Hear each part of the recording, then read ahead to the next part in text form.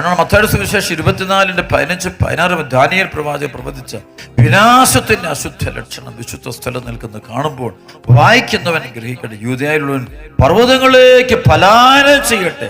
പർവ്വതങ്ങളിലേക്ക് പലായനം ചെയ്യാനാണ് പറയുന്നത്. അത് കൃപ സൂക്ഷിക്കണമെങ്കിൽ പർവ്വതങ്ങളെ ഓടി മാറിയെങ്കിൽ മാത്രം പാപത്തിന്റെ സാഹചര്യങ്ങളിൽ നിന്ന് ഓടി മാറിയെങ്കിൽ മാത്രമേ കൃപയിൽ നമുക്ക് നിൽക്കാൻ പറ്റുള്ളൂ.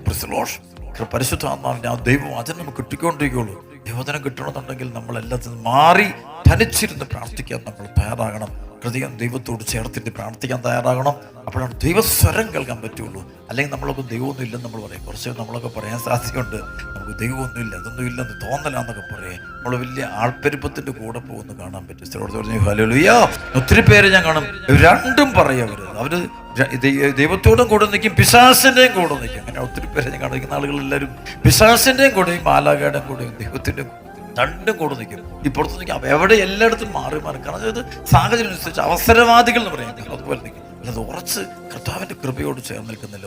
ഒന്ന് രാജാക്കന്മാര് 18:21 പറയുന്ന പോലെ നിങ്ങൾ എത്ര നാൾ 2 വഞ്ചിയിൽ കാൽ വയ്ക്കും. രണ്ട് വഞ്ചിയിൽ നിൽക്കും. അപ്പോൾ ഇവർക്ക് ഒരിക്കലും ഉറപ്പില്ല, ഈശോയോട് ബന്ധമൊന്നുമില്ല. പ്രാർത്ഥിക്കാൻ വരും പോലും അവർക്ക് ഈശോയോട് ബന്ധം കിട്ടുന്നില്ല. ആ ബന്ധത്തിന് വേണ്ടി നമ്മൾ പ്രാർത്ഥിക്കണം. ഹല്ലേലൂയ.